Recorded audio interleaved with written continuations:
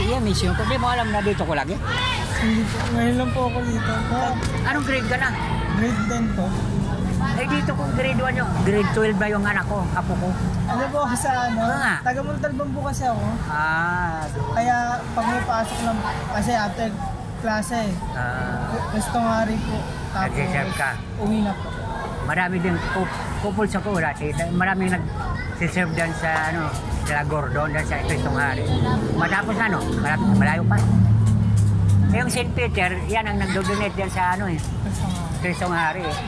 Diyan, malaking simbahan, di ba? Hindi pa tapos yung Cristong Hari. Kasi po nag-lockdown sa lockdown. Itayo ka muna. Itayo ka. Ito ilagay ko sa ulo mo.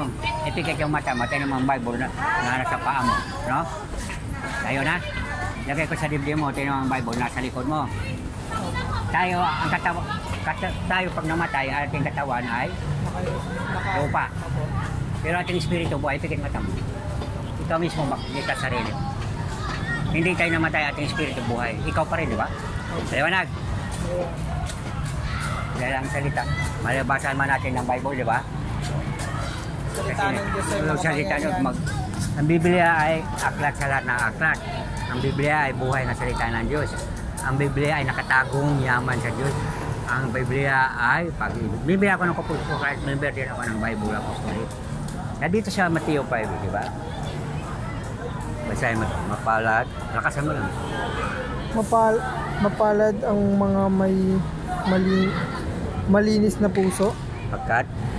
Sapagkat makikita nila ang Diyos. Diba? Maliwanag. Kasi ang Diyos Espiritu, sabi ng buhagin, makikita mo Diyos Espiritu, mayroon tayong Espiritu eh. Templo tayo ng Diyos at templo na yung Espiritu. Kaya mayroon tayong susundan na kung anong susundan mo, makikita mo. Dahil ang Diyos Espiritu, mayroon tayong Espiritu. Hindi tayo mabubuhay kung yung hininga natin, Espiritu yan. Anong nangyari sa akin kasi wala na dapat ako. Lumutan ako, umiwala na yung katawan. Kaya hindi mo ako makikita pag hinawakan mo. Hawakan mo ako dito sa balikat. Nakita mo mukha ko. Ipikit mo yung mata mo, di mo makitaan. Kaya mo muna. Ito yung makikita si Ama. Di ba sabing turo ni Jesus, Ama namin sumasalangit ka sambahin. Thy kingdom. Ipikit mo mata mo. Si Ama makikita. Magabi yung balbas hanggang siminto, no? Kasi patay na ako eh. Maliwanag pa sa araw, no? Minsan nagugulat, sabi niya. Dahil ang salita na sa mga kapangyarihan. Kaya sabi ni Lord, kung anong binigay ko gagamitin, mag-bold ka, magsalita. Bold yung kung totoo ang sinasabi mo. Kasi ang Diyos, diyan naman sa atin eh. Ang Diyos nasa harap natin. Pakita mo itong paligid. Diba? Hanggang taas, walang bakante, puro angel makikita. Pikit mata. Diba? Naliwanag pa sa ano. Pero may kamag-anak ka namatay na, nanay, tatay, lolo. Kaya yung patay na. Sino yung pinaka-pros? Tito ko po. Sa side ng father side ko po. Pangalan nun? Tito Orot. Ha? Tito Orot. Tito Orot. Okay lang kung makita mo hindi. Kung malungkot, masaya, sabihin mo lang ang totoo. Lord, patawarin mo. Sabi mo naman. Lord, patawarin mo. Si Tito. Tito Orot. Pikit mo sa mo. Kung makikita mo siya, andyan na. Masaya, malungkot. Masaya po. Dahil ang pagdasal ay kapangyarihan ng Diyos. Pag sinabing malungkot, sasabihin natin malungkot. Pag sinabing pag nag-pray mo, nandyan na siya, masaya na. Bakit?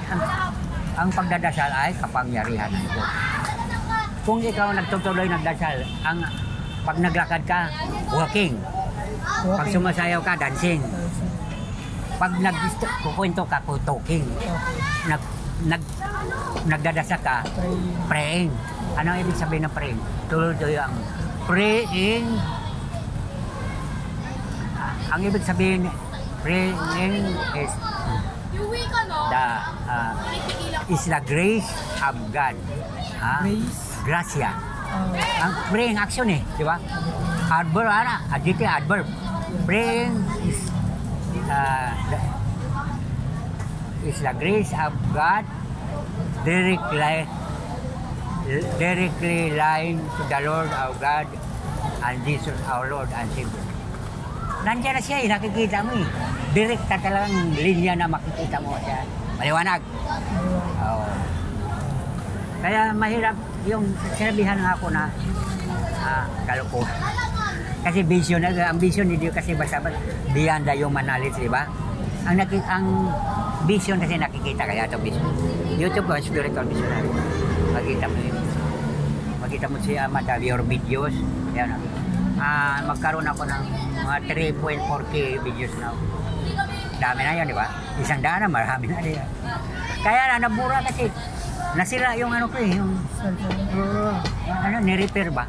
Magka-repair mo. Kaya i-share mo rin ang salita na rin, kailangan i-share natin. Di ba? Kasi ang sabi ni Lord sa ano na, tapos na yung mission.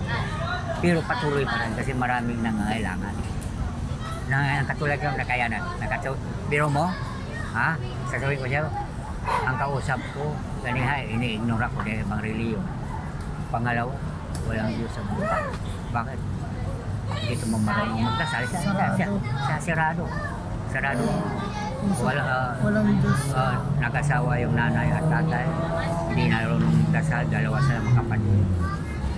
Hindi nagsisimba. Hindi marunong magdasal. Sabi ni si Kuya, ikaw totoo. Kaya hinawag ko, dinala. Ano pa po yun eh, 2019, hanggang ngayon. Sa Kristan pa rin. Di ba, maluwang ang loob mo kung may kay problema, darating ka sa girlfriend mo. Wala, parang easy lang, di ba? Kasi nandiyan ang Lord eh. Yung hininga natin, Espiritu yan. Ang katawan natin, templo ng Diyos at templo ng Espiritu.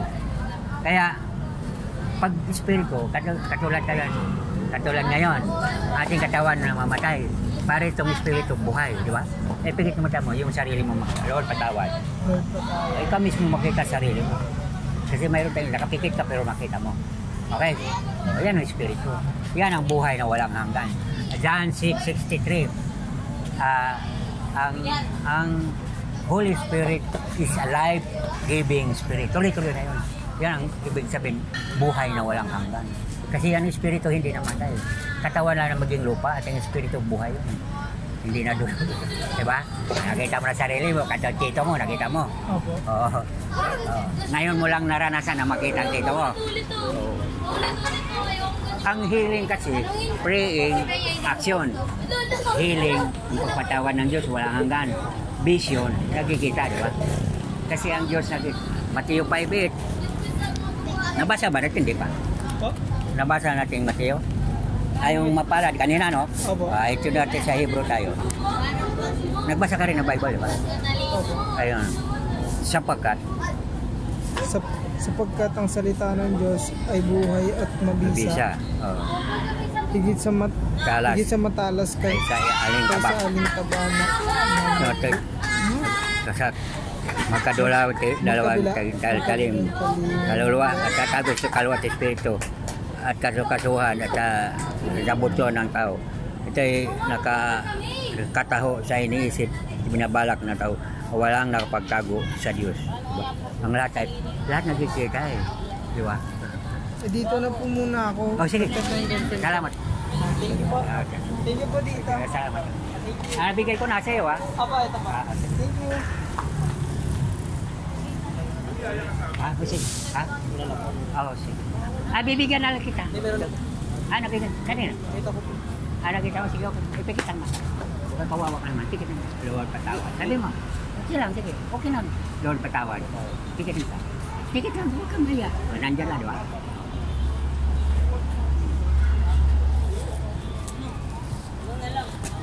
Salamat.